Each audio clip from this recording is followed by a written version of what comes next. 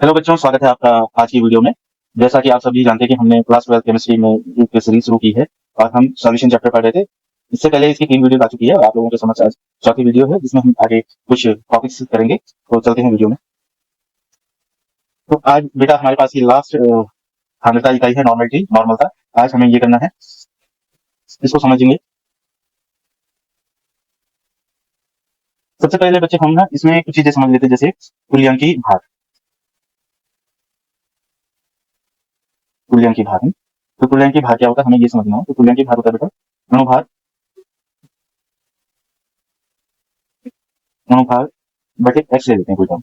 और ये एक्स क्या होता है, तो ये एक्स हम इसको क्या करते हैं, 3 भागों में डिवाइड कर लेते हैं और 3 भागों में हम एक्स को देखते हैं कि क्या होता है। या हम इसको एक मिनट इस तरीके से देखते हैं। ठीक है, तो एक्स सबसे पहले हम अम्ल एसिड के लिए देखेंगे क्या होता है। ये जो तुल्यांकी भार है इसको इक्विवेलेंट वेट भी कहते हैं। Equivalent weight.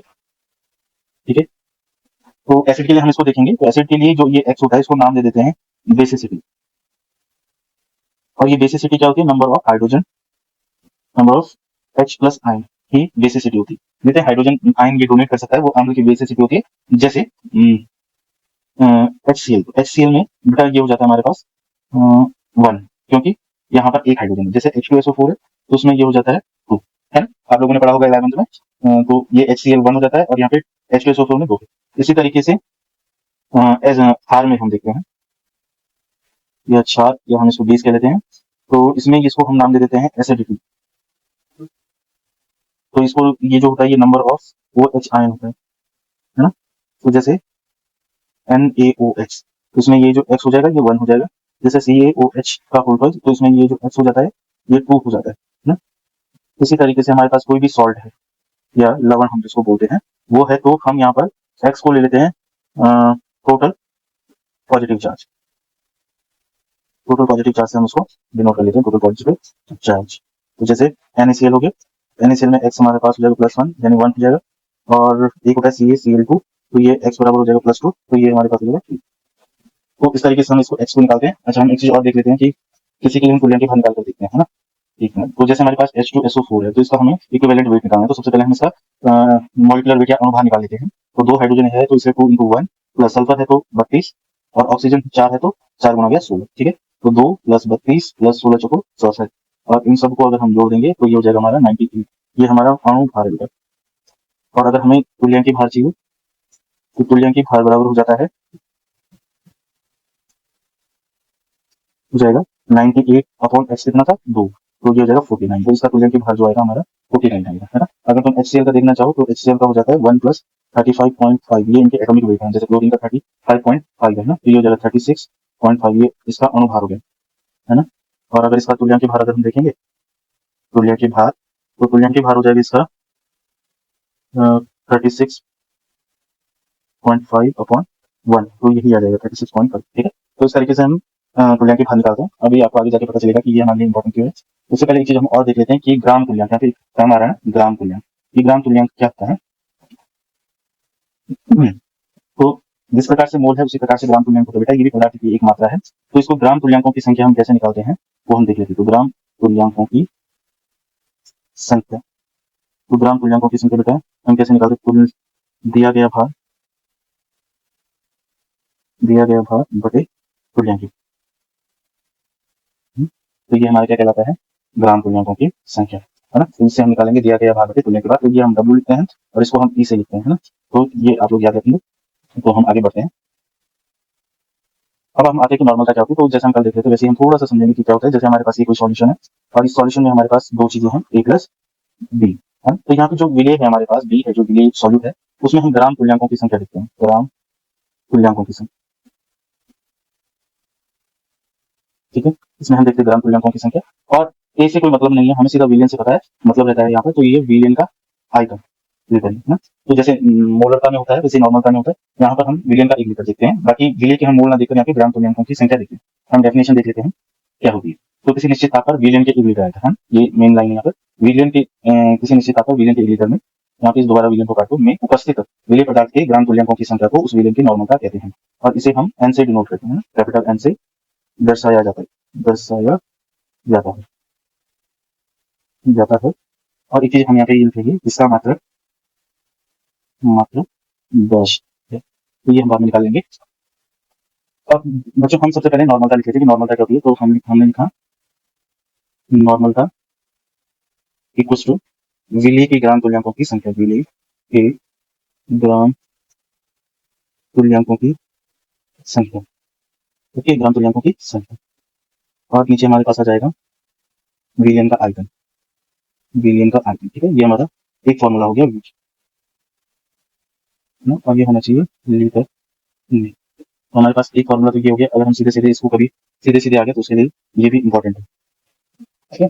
आगे भी हमें इसे सॉल्व करना है, तो इसे तो एन से डिनोट कर देंगे। तो देखो विलेय के ग्राम तुल्यांकों की जो संख्या है ना बेटा, वो हम क्या लिखते हैं, डब्ल्यू बी, क्योंकि विलेय है, और ईबी यानी विलेय का तुल्यांकीय भार, और विलियन का आयतन तो वी से लिखेंगे, और क्योंकि इसको हम एमएल में ले सकते हैं, एमएल में हम इसको ले सकते हैं, तो इसको हम 1000 से डिवाइड करेंगे, ठीक है। अब इसको थोड़ा सा सही करके अगर हम लिखें तो ये हो जाएगा डब्ल्यू बी इंटू 1000, ये ऊपर आ जाएगा, और ईबी इंटू वी, ये ऐसे रह जाएगा। देखो ये हमारा फॉर्मूला हो गया मीन, ठीक है। और नॉर्मलता का अगर मात्रा देखिए तो ग्राम तुल्यांकों की संख्या, तो इसको ग्राम इक्विवेलेंट ही लिखते हैं इस तरीके से, और आयतन क्या है, लीटर, तो लीटर बटे में आ जाएगा, तो इसको हम इन्वर्स करके लिख सकते हैं, ग्राम इक्विवेलेंट लीटर इनवर्स। तो यहाँ पे हम लिखेंगे ग्राम इक्विवेलेंट लीटर इनवर्स, ये इसका मात्रक हो जाएगा ना। तो नॉर्मलता क्या है कि विलियन के 1 लीटर आयतन में उपस्थित विलेय पदार्थ के ग्राम तुल्यांकों की संख्या, इसको हम नॉर्मलता कहते हैं, और इसे एन से हम दिखाते हैं, ठीक है। तो ये हमारा नॉर्मलता हो गई। अब हम आगे बढ़ेंगे। अच्छा बच्चों देखो, ये कुछ पिक्चर्स आप सभी के सामने है, और इससे हमें ये समझना कि ये चीजें हैं क्या। तो पहला ऊपर सोडा है और नीचे दूसरा गोताखोर है, तो इससे हमें क्या समझना है। तो इस बच्चों जो ये सोडा की बोतल है, ये एक तरीके का पानी है जिसमें कार्बन डाइऑक्साइड गैस घुली हुई होती है, और ये बगल में आप एक मशीन देख रहे होंगे जिसमें हम अ, इस सोडे की बोतल में कार्बन डाइऑक्साइड को मिक्स कर रहे हैं, इसमें घोल रहे हैं, है ना। तो इसको ये जो हैंडल है, इससे इसको घुमाया जाता है, और इस घुमाने से क्या होता है, इसमें प्रेशर इंक्रीज होता है। तो जितना ज्यादा इसमें प्रेशर इंक्रीज होगा बच्चों, उतना ज्यादा ये इसमें कार्बन डाइऑक्साइड घुलेगी, है ना। और इसमें जैसे ये गोताखोर है, तो इसमें जो ऑक्सीजन सिलेंडर होगा बेटा, तो इस ऑक्सीजन सिलेंडर में भी ऑक्सीजन को क्या किया जाता है, ऑक्सीजन में मिक्स की जाती है ना, गैस, वो गैसें मिक्स की जाती है ऑक्सीजन। तो ये क्या है, ये हमारा एग्जाम्पल है किसके, हेनरी के नियम के, है ना। तो आगे देखते हैं।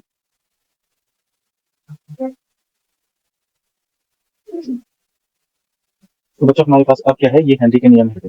हेनरी का नियम हमें क्या बताता है, ये एक तरीके से जो हमारे पास टॉपिक है, ये है बच्चों द्रव में गैस की विलेयता, इस टॉपिक से रिलेटेड द्रव में गैस की विलेयता। तो इसमें बहुत इंपॉर्टेंट ये हो जाता है ड्रैगन बोर्ड और स्टेट बोर्ड के लिहाज से, वह द्रव में गैस की विलेयता घुलनशीलता कैसे है। तो हेनरी का नियम क्या कहता है बच्चों, किसी गैस का वाष्प अवस्था में, किसी गैस की वाष्प अवस्था में आंशिक दाब उस विलयन में गैस के मोल अंश के समानुपाती होता है, उस गैस में गैस के मोल अंश के समानुपाती होते हैं, ठीक है। तो किसी भी गैस किसी गैस की वाष्प अवस्था में, सॉरी, किसी गैस की वाष्प अवस्था में आंशिक दाब उस विलयन के में गैस के मोल अंश के समानुपाती होता है, ठीक है। तो किसी भी द्रव्य में जब हम किसी गैस को खोलते हैं, तो उसका उसमें जो वाष्प दाब जितना ज्यादा होगा, उस पर दाब जितना ज्यादा लगाया जाएगा, वो गैस उतनी घुलनशील होगी उसमें, यानी उसके मोल अंश उतने ज्यादा उसमें होंगे। तो इसको सीधा सीधा ये लिखा जाता है कि किसी गैस की वाष्प अवस्था में आंशिक जो दाब होता है, उस विलयन में जो गैस उपस्थित होती है, उस विलयन में उपस्थित, यहाँ पे एक टर्म लिख लेते हैं, उपस्थित गैस, है ना, उस विलयन में जो उपस्थित गैस के मोल अंश के समानुपाती होती है। तो इसको हम क्या कर लेते हैं, P समानुपाती x, जिसको हम मोल अंश कह लेते हैं, बराबर KH(x). तो ये जो KH है, ये यहाँ पर हेनरी स्थिरांक हो जाता है, और ये x ना, इसको हम जीटा लिख लेते हैं। तो ये जो जीटा है बेटा, ये गैस का मोल अंश है, और P क्या है, गैस का दाब है। तो जितना ज्यादा हम दाब उस पर आरोपित करेंगे बेटा, तो उसमें जो गैस होगी वो उतनी ज्यादा घुलनशील होगी। इस डायग्राम से भी हम यहाँ पे समझ सकते हैं।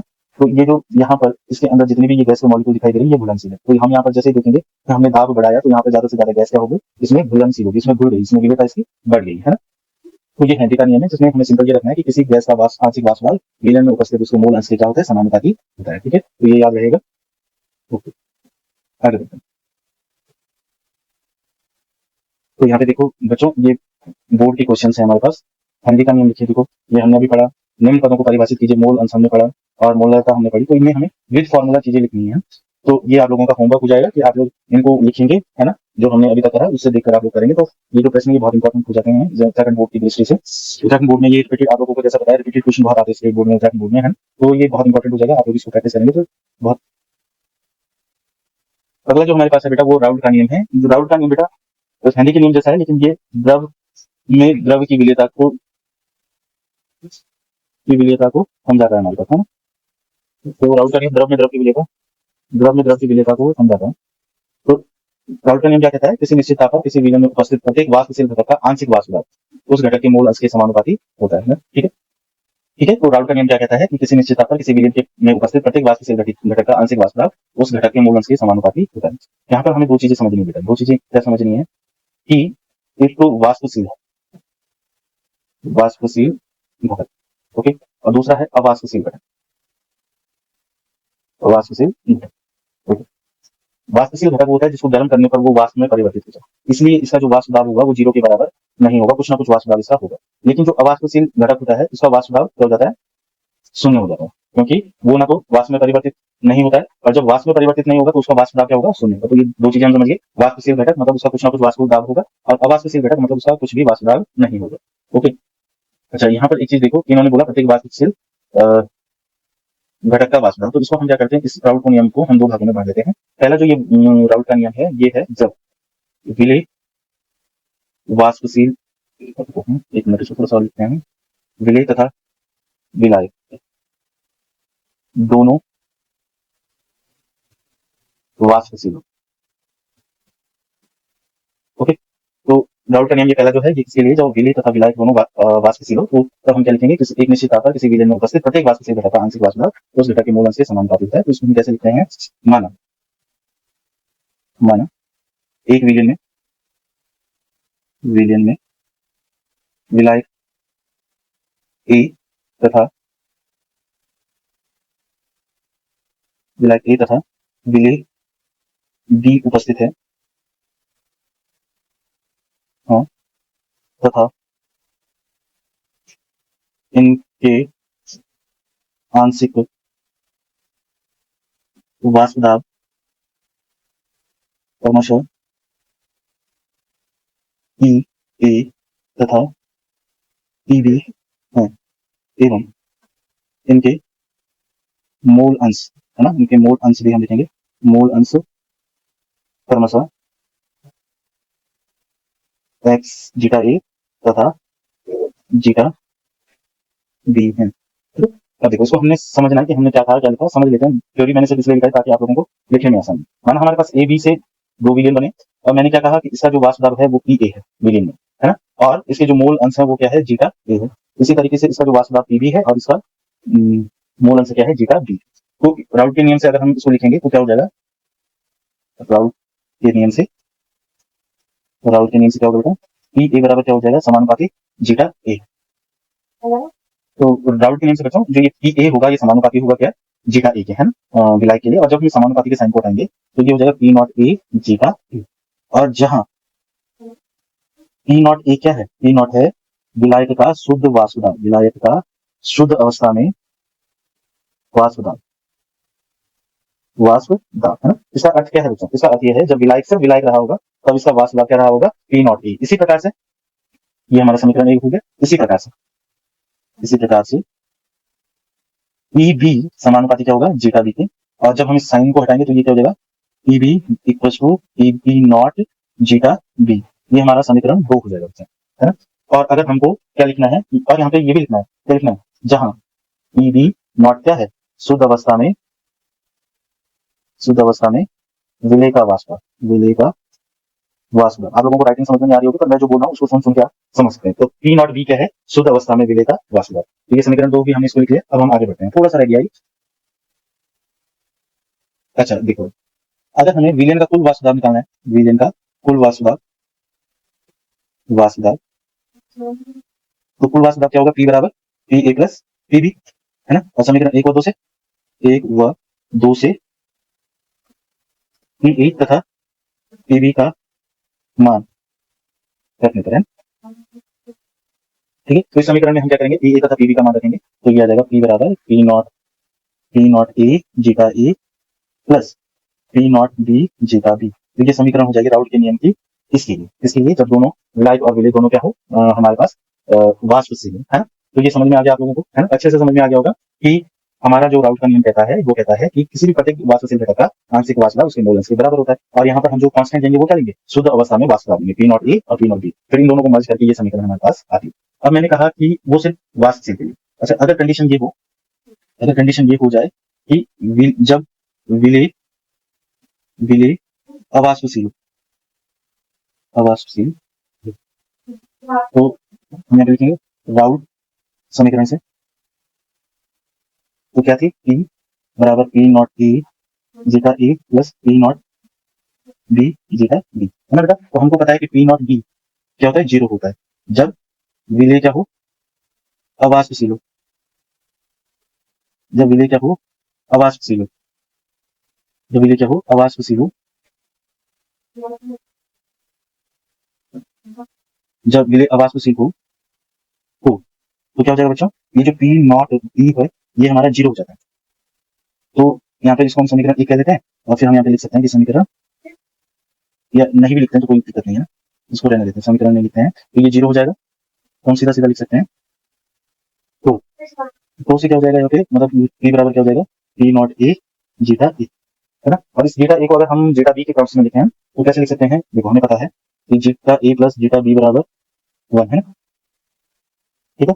तो ये क्या होगा, ये हो जाएगा हमारे पास, अच्छा इसको छोड़ो, यही हम लिख सकते हैं, बहुत कॉम्प्लेक्स हो जाएगा ना। नहीं तो ये भी लिख सकते थे कि जीटा A बराबर 1 माइनस जीटा B हो जाएगा, ये हो जाएगा। और इसको रख के हमारे पास एक समीकरण ये भी मिल सकती थी, P बराबर P not A 1 minus zeta, ये भी हो सकता है। तो ये तब के लिए समीकरण हो जाएगी हमारे पास जब विलेय क्या हो, अवाष्पशील हो, है। तो अगर ये कभी आएगा और अगर इसमें लिखने के लिए बोल दे परिभाषा, तो अर्थात लिख के हम यहाँ पे परिभाषा लिख लेंगे और मैं बोल देता हूँ, आप लोग नोट कर लेंगे। तो जब ऐसी कंडीशन हो तो हम लिखेंगे कि जब विलयन में विलेय अवाष्पशील हो तो विलयन का कुल वाष्प दाब विलायक के शुद्ध वाष्प दाब तथा विलायक के मोल अंश के गुणनफल के बराबर होता है ना। तो ये हो जाएगा, आप लोगों ने लिख लिया होगा, अगर आप लोगों ने नहीं लिखा है तो आप थोड़ा रिवाइंड करके लिख लेंगे, है ना। तो राउल्ट का नियम हमारा इस तरीके से हो जाएगा बच्चों। अब हम आगे चलेंगे, तो ये बोर्ड परीक्षा के प्रश्न यूपी बोर्ड के, तो 2 प्रश्न यहाँ पे मैंने लिए हुए हैं।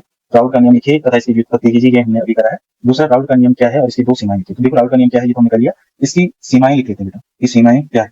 तो पहली तो हम ये लिखेंगे कि यह सिर्फ तनु विलयन पर लागू होता है ना। जब सांद्रता बढ़ जाती है विलयन की तो ये क्या करने लग जाता है, मान्य नहीं होता, वहां पर त्रुटि आने लगती है ना। दूसरा बेटा, यह केवल आदर्श विलयन पर लागू होता है,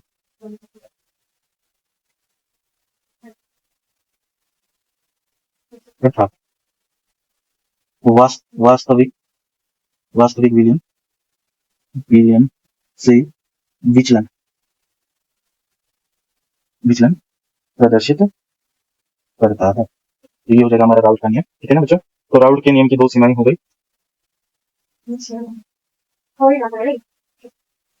तो बच्चों आज की क्लास में यहीं पे समाप्त करते हैं, बाकी करेंगे हम कल।